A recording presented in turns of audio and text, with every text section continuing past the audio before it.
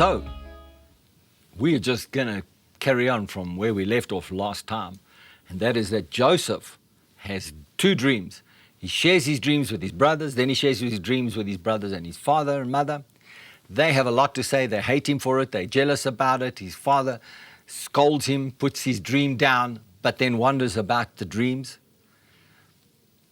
I mean, the dreams are out there now. But, you know, the way that his brothers reacted wasn't just because he shared the dream. It was also because there was favoritism going on. And they saw how much Jacob, remember, this is the Jacob that took the birthright, that got the blessing from the father, that got the blessing from heaven, that had a 20-year war with Laban, that had to confront his brother, that actually God intervened to bless his life. This is the same Jacob that now is wondering about the dreams that his son Joseph is having. I think he should have wondered about that before he scolded him. But he understands power plays. He understands how God can give one person something and other people can be completely against it. His life basically speaks about God wants to bless him, God gives him dreams, and everybody resists it. So, fast forward, brothers are out in the fields looking after the flocks. Remember, Jacob is wealthy. He's got so much stuff because God has blessed him that actually they've got to have so much land, and when they go and feed the flocks, they've got to travel long distances to feed the flocks. So then Jacob sends Joseph to go and find his brothers to bring a report on how's everything going. Off he goes to his brothers. His brothers see that he's coming. Now they plot to kill him. The eldest brother, Reuben, he says, no, let's not kill him. Let's just capture him and teach him a lesson. So then verse 23, so Joseph arrived, and this is Genesis 37. So when Joseph arrived, his brothers ripped off the beautiful robe he was wearing. This is the coat that his father gave him. Then they grabbed him, threw him into the cistern. It's like a place, a well, like a well. Threw him into the well. Now the cistern was empty. There was no water in it. Then just as they were sitting down to eat, they looked up and saw a caravan of camels in the distance coming towards them. It was a group of Ishmaelites. Ishmael? This is the descendants of Isaac's half-brother. Isaac, Ishmael.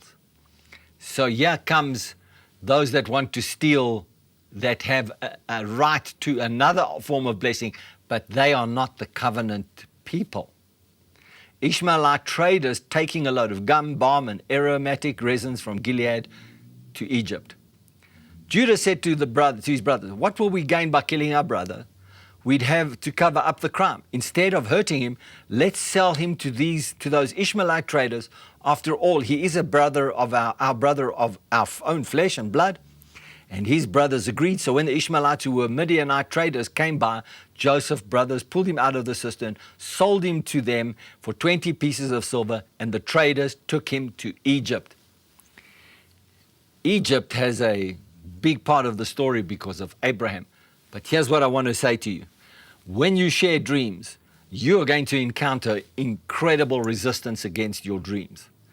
And it doesn't matter if their dreams come from God. And in this case, Joseph's dreams were prophetic dreams for the future. They were going to be exactly as his dad said it, as Jacob said it. Will we bow down to you? Will all of our family bow down to you? I mean, when he said it, he asked it in the form of a question. But here's what I want to show you.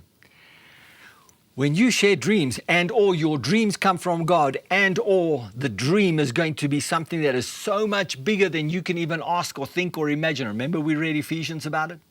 You will experience oppositions beyond what you can think at the moment. So, next lesson we have to learn. When you have a dream from God, you are going to have to stand strong, don't quit, and not lose hope and faith in the dream that God gives you.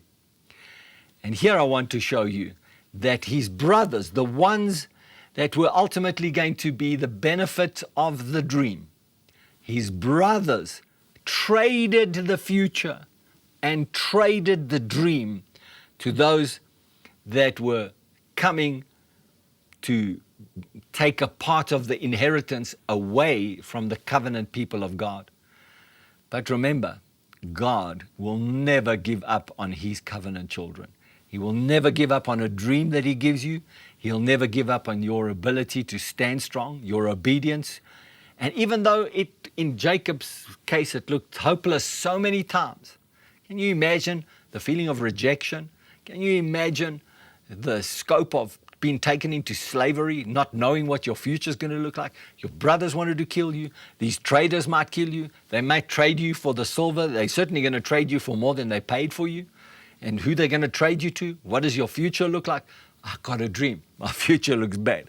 I got a dream. My future looks bad. Hey, don't quit on your dream just because your future doesn't look like your dream. You got to keep hope, faith in God for your dream.